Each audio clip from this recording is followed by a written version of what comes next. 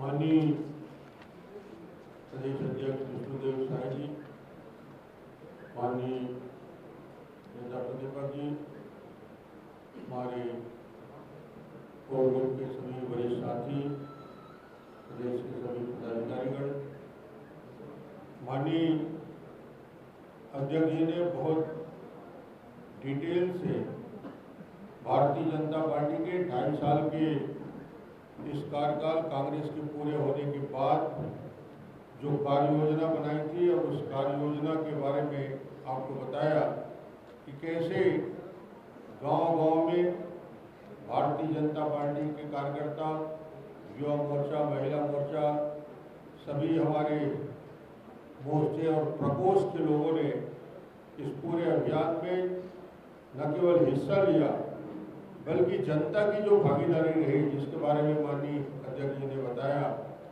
कि ये सरकार सभी क्षेत्रों में पूरी तरीके से 2.5 साल में असफल हुई है और निराशा इतनी व्याप्त है कि 2.5 साल पूरे होने में जो हमारे सारे वरिष्ठ नेताओं ने एक आग्रह किया था कांग्रेस से, आप ये बताएं कि 2.5 साल में कांग्रेस की उपलब्धि क्या है। 2.5 साल के अवसर पे सामान्यतः कोई सरकार अपने किए गए कामों के बारे में प्रेस कॉन्फ्रेंस में अपनी बात रखते हैं।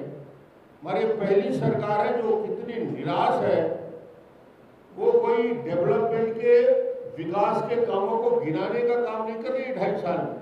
आश्चर्य करेंगे, वो सवाल कर रही है।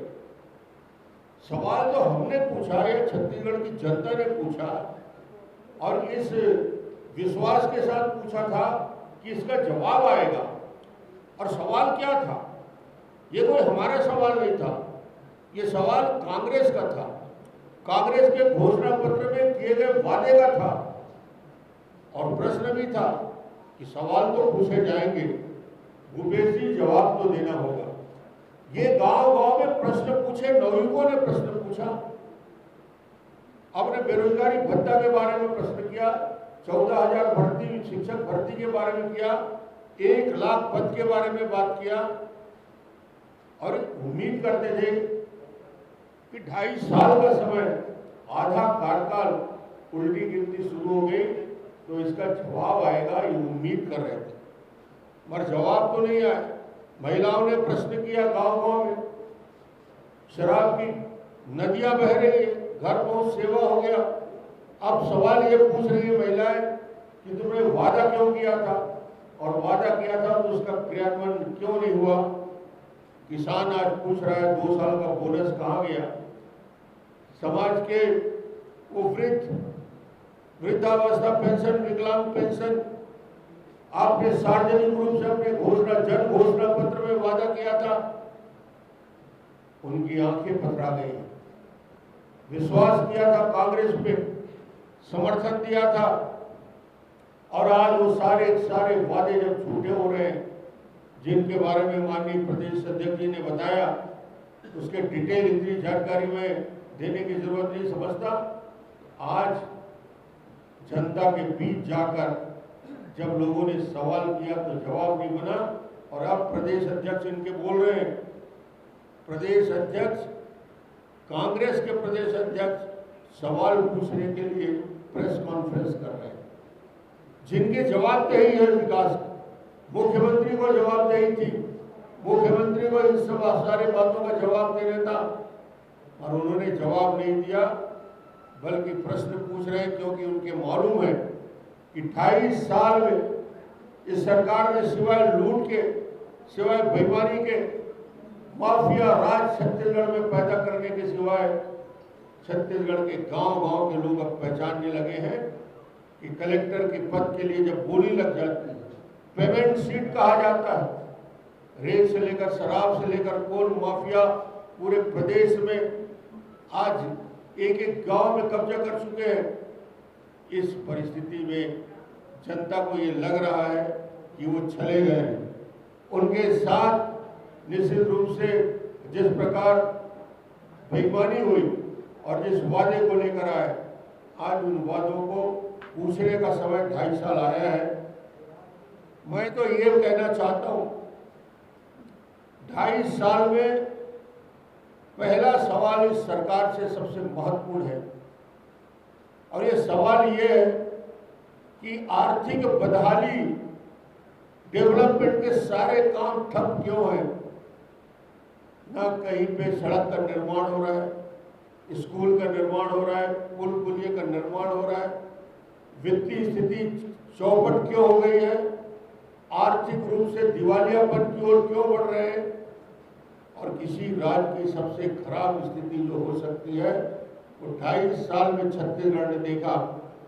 इसके कुछ नमूने मैं आपको बताना चाहूंगा कि छत्तीसगढ़ की सरकार और उसकी वित्तीय स्थिति आज क्या है, और इस स्थिति में मैं मांग करता हूं कि एक श्वेत पत्र सरकार जारी करे, मुख्यमंत्री जारी करे, अपने वित्तीय स्थिति की जानकारी छत्तीसगढ़ की जनता को दे, यहाँ के लोगों को दे कि आज छत्तीसगढ़ दिवालियापन की स्थिति में क्यों है।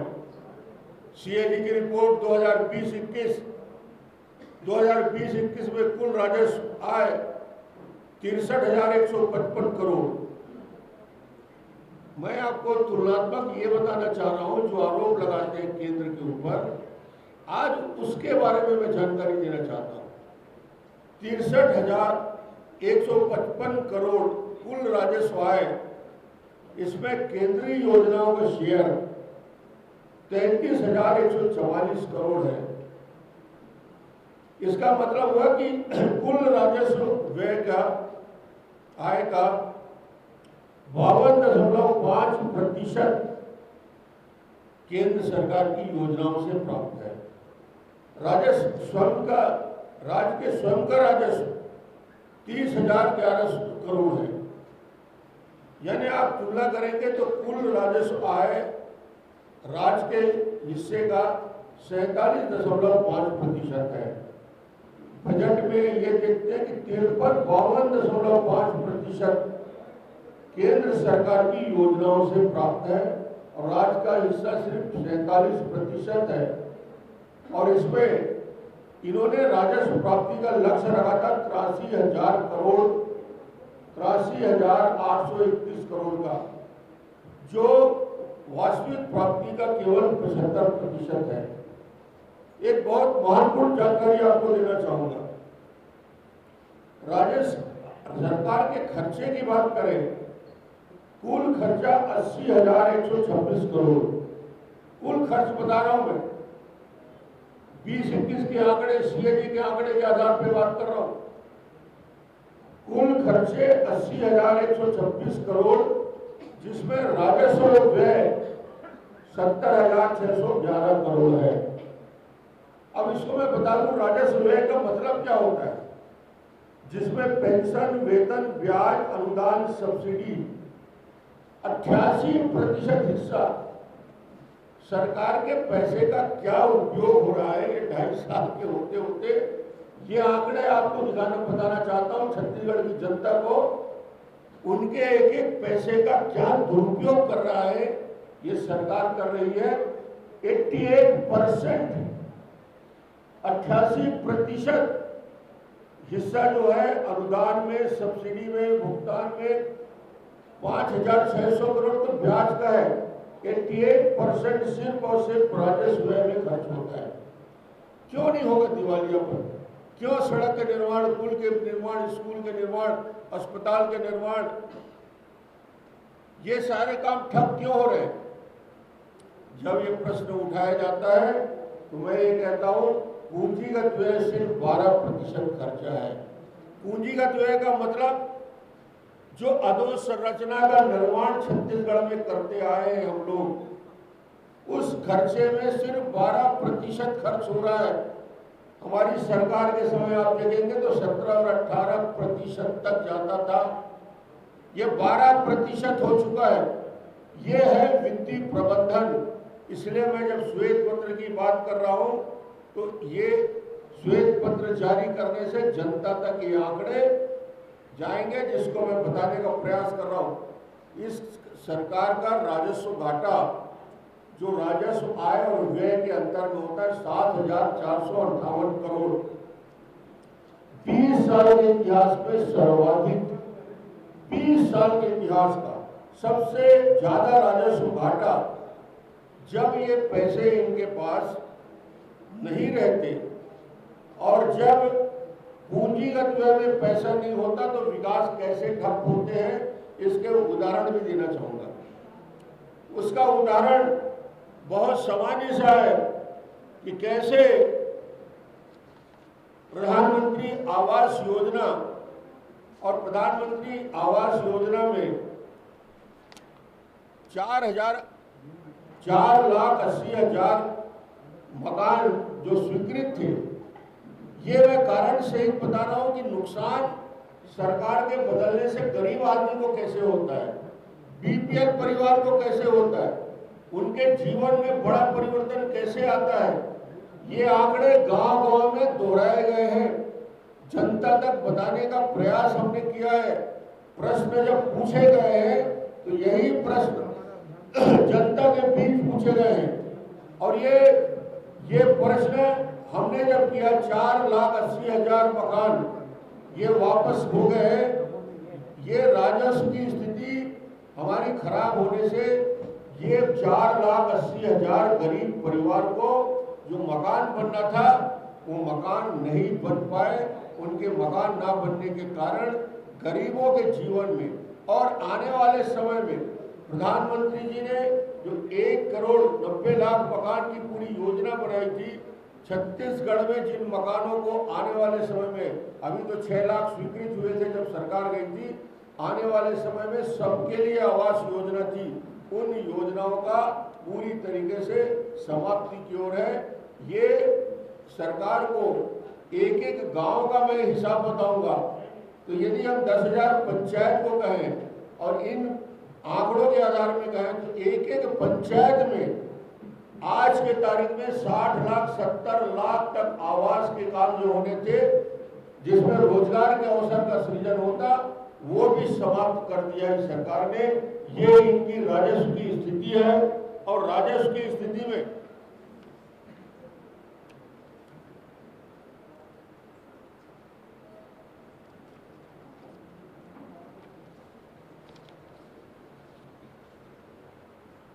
इनकी जो कुल राजस्व की स्थिति है और सरकार ने जो जिस प्रकार से कर्ज लिया, आज 17 दिसंबर 2018 को कांग्रेस की सरकार बनी। इस सरकार कांग्रेस की सरकार जब बनी तो 40,000 करोड़ का कर्ज था और दिसंबर 2003 में जब हमारी सरकार बनी तो 8,000 करोड़ रुपया कर्ज के रूप में मिला। 15 साल का हिसाब, और 15 साल का हिसाब यदि आप देखेंगे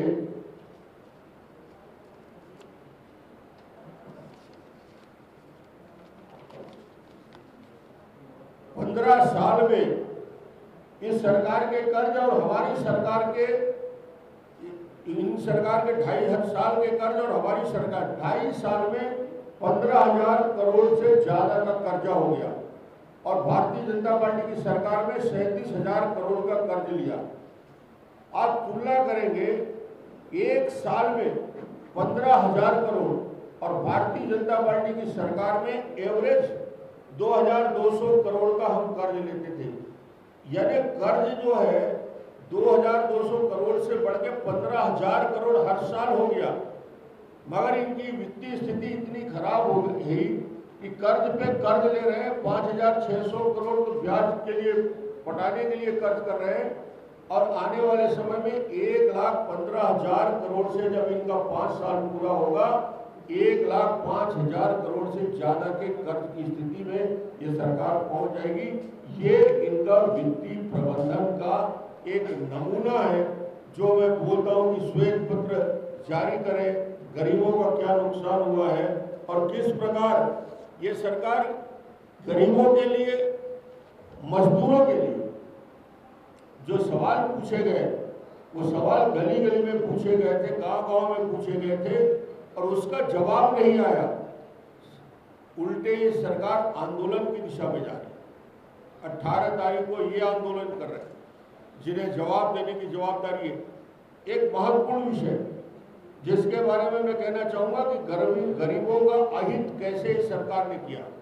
one nation one ration card. Chhattisgarh सबसे ज्यादा पलायन करने वाले राज्यों में है। छत्तीसगढ़ के मजदूर हिंदुस्तान के सभी राज्यों में पलायन करके जाते हैं। जब सरकार को मजदूरों की चिंता है, पलायन की चिंता है, जो यहाँ से लखनऊ, आगरा, कानपुर, हैदराबाद जाते हैं, जयपुर तक और जयपुर के आगे श्रीनगर तक हमारे मजदूर जाते हैं 6 महीने 8 महीने, उनके लिए राशन की व्यवस्था करने की जवाबदारी माननीय नरेंद्र मोदी जी ने की थी। और ये योजना थी one nation one ration card योजना। हिंदुस्तान के 3 राज्य हैं जिन्होंने इस महत्वपूर्ण योजना को लागू करने में रुचि नहीं दिखाई, और इन्होंने रुचि नहीं दिखाया छत्तीसगढ़ की सरकार, दिल्ली की सरकार और वेस्ट बंगाल की सरकार।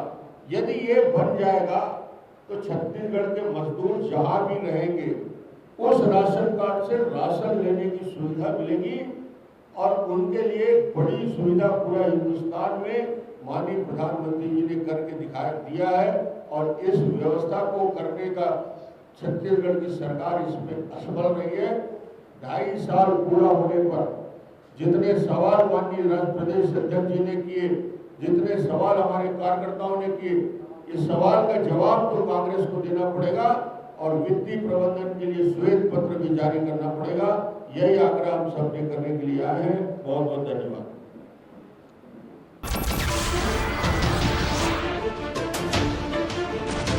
नमस्कार, मैं हूं मानक गुप्ता। अगर आपको हमारा ये वीडियो पसंद आया हो तो इसे लाइक और शेयर जरूर करें, और हां, हमें सब्सक्राइब और फॉलो करना ना भूलें ताकि आप देश और दुनिया की कोई खबर मिस ना करें। तो जुड़े रहिए हमारे साथ और देखते रहिए न्यूज़ 24।